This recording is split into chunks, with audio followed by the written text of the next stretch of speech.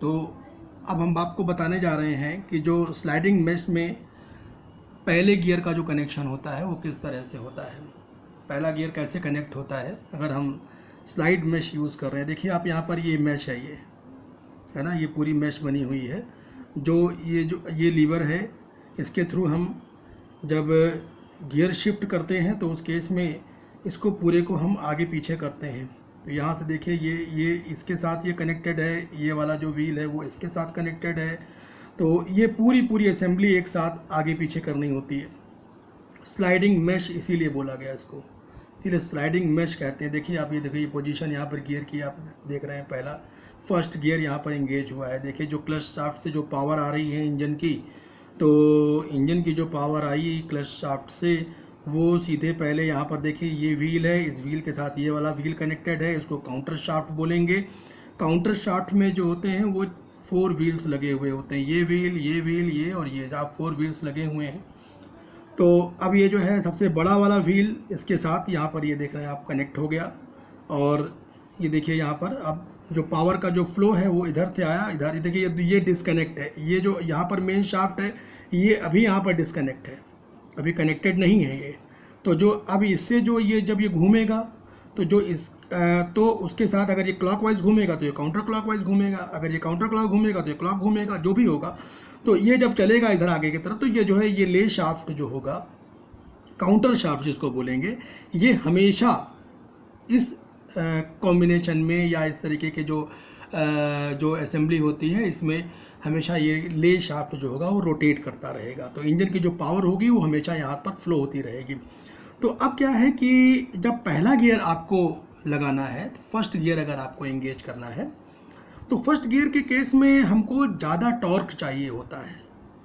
तो टॉर्क ज़्यादा चाहिए या हम कह लें कि उस केस में जो गियर रेशियो है वो ज़्यादा चाहिए। तो उस केस में क्या होगा कि आप देखेंगे कि ये जो आउटपुट शाफ्ट है, ये मेन शाफ्ट जो है उसका जो सबसे बड़ा वाला व्हील होगा, ये देखिए सबसे बड़ा वाला व्हील, इसको इसके जो ले शाफ्ट है इसके छोटे व्हील, देखो सबसे छोटा वाला तो उसके साथ आइडलर कनेक्टेड है, इसको बोलते हैं आइडलर। ये यूज़ होता है बैक गियर के लिए, जब हम रिवर्स में गाड़ी को ले जाना चाहते हैं, व्हीकल को ले जाना चाहते हैं तो आइडलर यूज़ होता है। इसको अभी हम आगे के डायग्राम में बताएंगे आपको।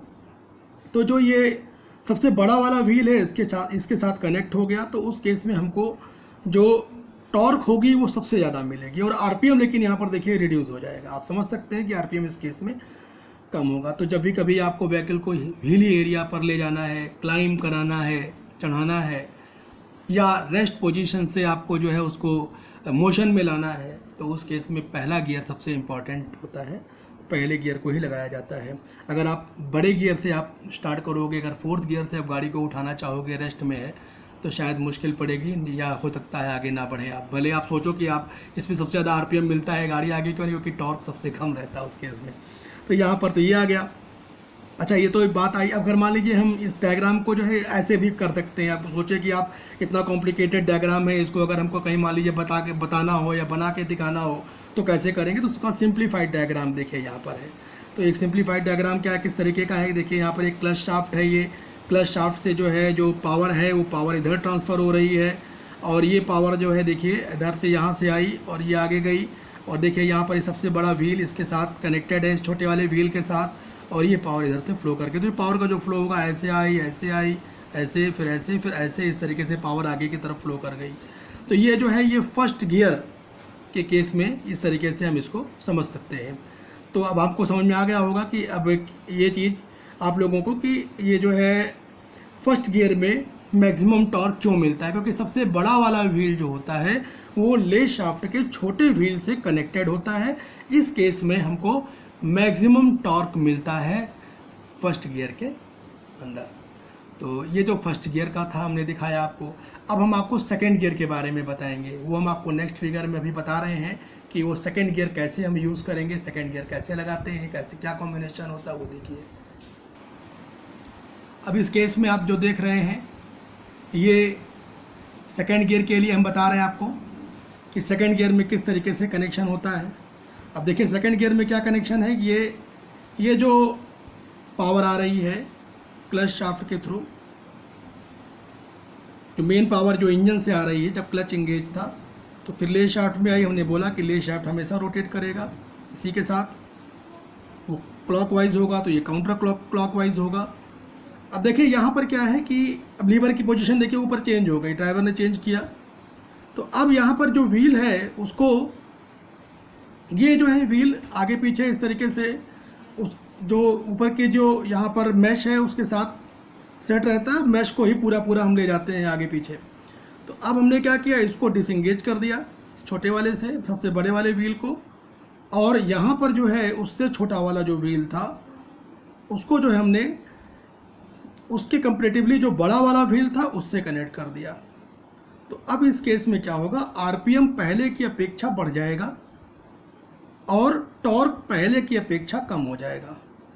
तो ये चीज़ आई अब यहाँ पर, जब इस तरीके का कॉम्बिनेशन हमने किया तो अब यहाँ से जो पावर फ्लो करेगी, अभी सेकंड गियर लग गया है, सेकंड गियर एंगेज हो गया यहाँ पर, तो अब जो पावर फ्लो करेगी इधर से आई पावर, ऐसे आई इधर गई, इधर से ये सीधे चली गई मेन शाफ्ट या आउटपुट में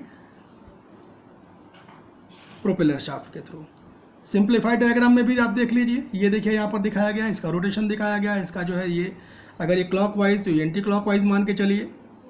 अब जो देखिए यहाँ पर ये वाला व्हील इसके साथ कनेक्टेड, तो कनेक्शन की जो पोजीशन है दोनों का क्रॉस सेम कर देते हैं, वहाँ पर इस तरीके से करके दिखाया गया। और ये जो पावर है वो इधर से फ्लो करके, तो पावर आई ऐसे इधर से आई, ऐसे पावर गई इधर से गई और फिर सीधे निकल गई। ये सेकेंड गियर की पोजीशन है, कंपैरेटिवली हाई आरपीएम मिलेगा, लेकिन फर्स्ट गियर की कंपैरिजन में अगर देखा जाए तो जो टॉर्क होगा वो लो होगा। अब हम आपको इसके बाद तीसरा गियर बताते हैं कि थर्ड गियर किस तरीके से कैसे एंगेज होता है, थर्ड गियर की पोजीशन क्या होती है। तो उसमें थर्ड गियर के लिए अब हम आपको अगली फिगर में ले चलते हैं। अब यहाँ पर ये देखिए थर्ड गियर की पोजीशन है, ये थर्ड गियर। यहाँ पर जो आपको जो गियर सिस्टम दिखाया गया है उसमें 3 ही गियर हैं, फर्स्ट सेकंड और थर्ड गियर, रिवर्स गियर इसके अलावा। थर्ड गियर को ही टॉप गियर यहाँ पर बनाया गया है इस वाले में। आप जब बेसिकली आप लोगों के पास जो भी कार अगर है या कोई भी व्हीकल है तो उसमें ज़्यादातर आप देखते होंगे कि मैक्सिमम 4 गियर तक होता है या कहीं कहीं 5 गियर तक होता है। तो ये जो ओल्ड कार्स आती थी पुरानी, तो उस समय जो है वो 3 गियर ही मेनली होते थे और थर्ड गियर ही टॉप गियर माना जाता था उस केस में। तो अब देखिए यहाँ पर लीवर की पोजीशन चेंज हुई और ये देखिए सेपरेट हो गया। हमने बताया था ना कि ये मैश जो है इस वाली मैश से अब देखिए यहाँ सेपरेट हो गई, ये जो है व्हील इसके साथ यहाँ से अब ये कनेक्ट हो गया डायरेक्ट। तो पावर जो हो गई वो डायरेक्ट हो गई, अब ले शाफ्ट के थ्रू पावर नहीं ट्रांसफर हो रही, काउंटर शाफ्ट के थ्रू। देखिए काउंटर शाफ्ट टोटली फ्री है, सारे व्हील जितने भी हैं, बस केवल काउंटर शाफ्ट का ये वाला व्हील इसके साथ ये रोटेट कर रहा। हमने बोला था कि ये हमेशा रोटेट करता रहेगा।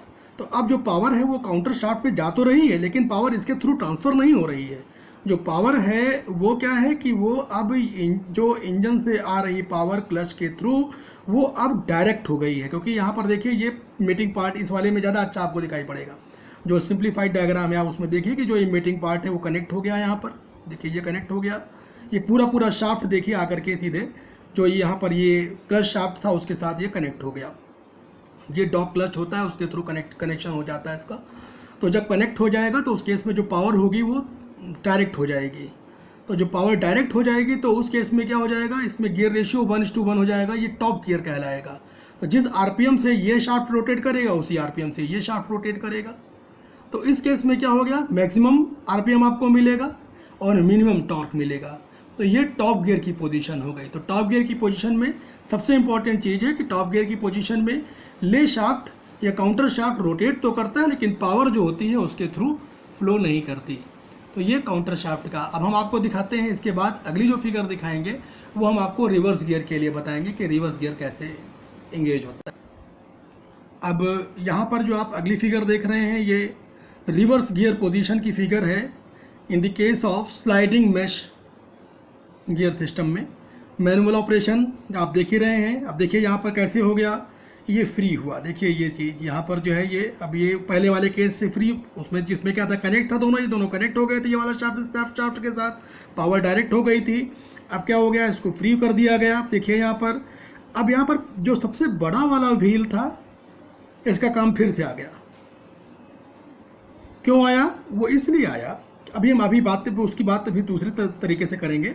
तो जो पावर आई, अब इस केस में क्या है कि जो ले शाफ्ट है या काउंटर शाफ्ट है, पावर तो इस पर जाएगी ही जाएगी। अब पावर का फ्लो इसके थ्रू होगा। लीवर की पोजीशन चेंज है, मेश पोजीशन चेंज है। जो अब यहाँ पर है ये ले शाफ्ट जो है ये कनेक्ट कर रहा है इसमें आइडलर को भी और सबसे बड़े वाले व्हील के साथ। तो अब यहाँ पर क्या है कि ये जो कनेक्शन हुआ, इस कनेक्शन में अगर ये क्लॉकवाइज है तो ये एंटी क्लॉकवाइज है, उसके साथ जब ये जो लगेगा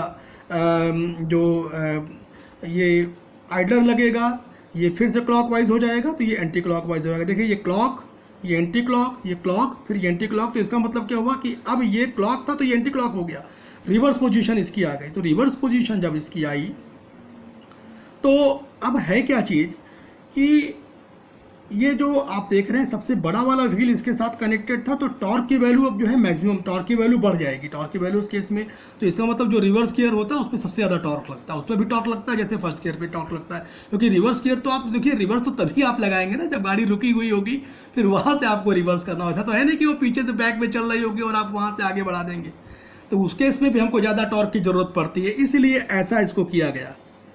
इसको करने के पीछे जो रीज़न है उसका यही है कि जो ये सबसे बड़ा वाला व्हील है उसके साथ आइडलर को कनेक्ट किया गया, उसमें हमको मैक्सिमम टॉर्क की जरूरत पड़ती है जो रिवर्स गियर होता है।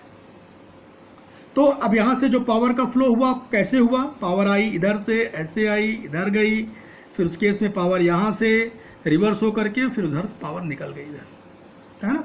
तो वही पावर है, आप देख रहे हैं यहाँ पर भी आप रिवर्स गियर पोजीशन में आप देखिए इस वाले सिंप्लीफाइड डायग्राम में इधर आई, ये देखिए कनेक्शन दिखा रहा है, फिर देखिए यहाँ पर आइडलर का कनेक्शन दिखा रहा है इसको, फिर उसके बाद ये पावर जो है इधर से आ करके से। तो अब ये पावर एक चीज़ बस केवल हम आपको बताना चाहते हैं मेन, कि जब हमारे पास टॉप गियर होगा तो टॉप गियर के केस में ही जो पावर होगी वो डायरेक्ट जाएगी, वो ले शाफ्ट या काउंटर शाफ्ट के थ्रू नहीं जाएगी। बाकी के केसेस में आप देख रहे हैं कि जो पावर है वो काउंटर शाफ्ट या ले शाफ्ट के थ्रू ट्रांसफ़र हो रही है ना। अब इसी में एक न्यूट्रल पोजीशन भी होती है, जिस केस में क्या होता है कि कोई भी जो मेन शाफ्ट का जो कोई भी गियर होता है या कोई भी जो व्हील होता है वो कनेक्ट नहीं होता। कैसे होता है वो हम आपको अगले डायग्राम में इसको दिखा करके आप बताते हैं। तो जरा देखिए अगले डायग्राम में ये पोजीशन न्यूट्रल पोजीशन आप देख रहे हैं। देखिए जरा ये फिगर आपको दिखाई दे रही है न्यूट्रल पोजीशन की है, स्लाइडिंग मेश में न्यूट्रल पोजीशन में कैसे जा रहा है जरा देखो तो ध्यान से इसको। तो ये जो है इसमें ये आप देख रहे हैं कि काउंटर शाफ्ट है, ये काउंटर शाफ्ट में ये जो देखिए ये जो है ये काउंटर शाफ्ट इसके साथ कनेक्टेड है ये, और ये क्लच शाफ्ट के साथ काउंटर शाफ्ट कनेक्टेड है। अब काउंटर शाफ्ट तो रोटेट कर ही रहा है, आप देख रहे हैं ये इसके साथ रोटेट कर रहा है, लेकिन जो पावर है इसकी अब ये पावर यहीं तक है सीमित। पावर जो है देखिए ये मेन शाफ्ट में नहीं जा रही है। देखिए सारे व्हील जो है इस काउंटर शाफ्ट के जितने भी व्हील हैं उन सबसे डिस्कनेक्टेड हैं, अलग हैं। ये जो डायरेक्ट पावर जानी थी वो भी डिस्कनेक्टेड है।